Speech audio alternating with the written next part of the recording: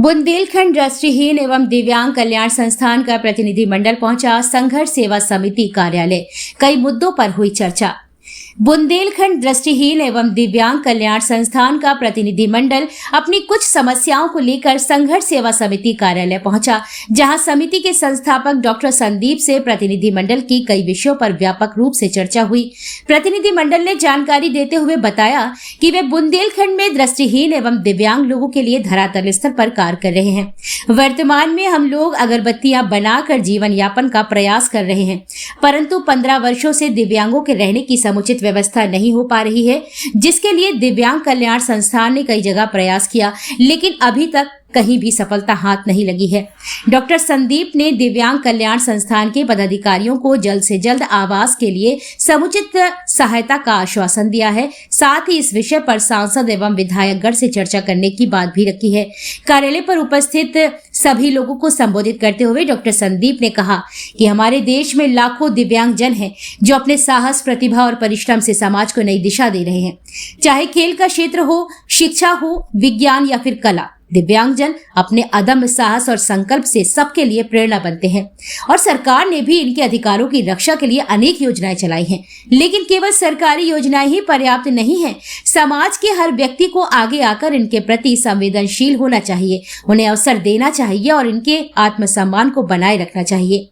इस अवसर पर बुंदेलखंड दृष्टिहीन एवं दिव्यांग कल्याण संस्थान से संरक्षक सर्वेश सक्सेना, अध्यक्ष सीमा श्रीवास्तव, उपाध्यक्ष जितेंद्र कुमार वर्मा, प्रबंधक प्रमोद कुमार, कोषाध्यक्ष पूनम सेन, कनिष्ठ उपाध्यक्ष विनीत अग्रवाल आदि उपस्थित रहे। क्या नाम है आपका? मेरा नाम प्रमोद सेन, बुंदेलखंड दृष्टिहीन एवं दिव्यांग कल्याण संस्थान झांसी। और संघर्ष समिति इसलिए आए हम लोग आज यहाँ पर कि छत और छाया की आवश्यकता है। 2012 से यह संस्था गतिविधिवत रूप से चल रही है।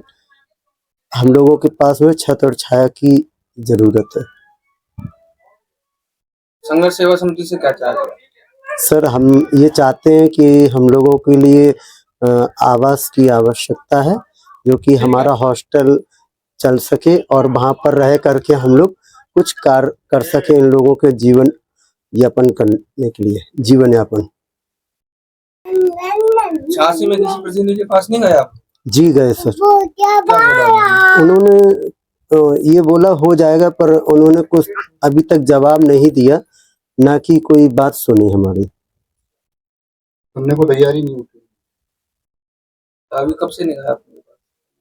में कब से नहीं गया? अभी मतलब कुछ बोला है, उन्होंने आश्वासन दिया कुछ? 4 जनवरी 2025 को प्रोग्राम किया था संग्रहालय में, उसमें उनको इनवाइट किया था, तो वो तो नहीं आए थे। विधानसभा चले गए, वहाँ चले गए थे। इसके बाद उनके लड़के आए थे तो उनसे कहा था, तो कहते हम बताएंगे। अभी तक बुंदेलखंड दृष्टिहीन एवं दिव्यांग कल्याण संस्थान से आज दर्जनों लोग हमारे ऑफिस में आए हुए हैं।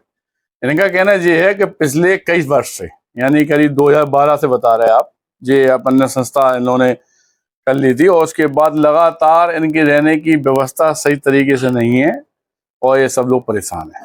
जबकि ये अपना जीवन यापन धूप बत्ती और अगरबत्ती बना के करते हैं, किसी पर डिपेंड नहीं है, ताकतवर लोग हैं। लेकिन कहीं ना कहीं हमारी समाज का भी यह गहन चिंतन का विषय है कि इनके लिए कुछ किया जाए। आपका कहना ये है कि कई माननीय लोगों के पास हम झांसी में गए, लेकिन किसी ने भी हमारा नहीं सुना। और आज संघर्ष सेवा समिति में मैं डॉक्टर संदीप सराव के पास इसलिए ये लोग आए हुए हैं कि कुछ न कुछ अच्छा हो जाए। आज गणपति की इस परम वेला पे, आज 14 के दिन, हमने इनसे यह वादा किया है कि जितनी जमीन इन्हें चाहिए उतनी जमीन हमें दे दें।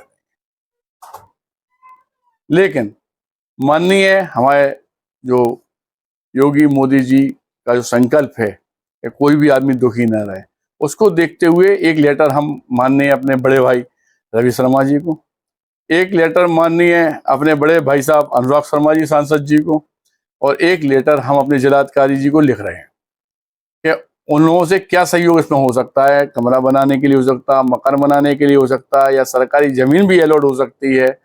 लेकिन कुछ भी करना पड़े, इस 14 पे, इस गणपति पे, इस अच्छे दिन पे यह शपथ हम जरूर लेते हैं कि इनकी जिंदगी में जो दुख है उस दुख को खत्म करने का अथक प्रयास मैं डॉक्टर संदीप सरावी और मेरी संघर्ष सेवा समिति की पूरी टीम करेगी।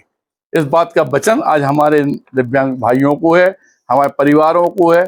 और गणपति के दिन पे चूंकि हम तो हमेशा ही कहते हैं कोई ना कोई अच्छा काम करना चाहिए, तो आज पहला अच्छा काम सुबह की शुरुआत इन लोगों के जो आंसू पहुंचने से हो रही है।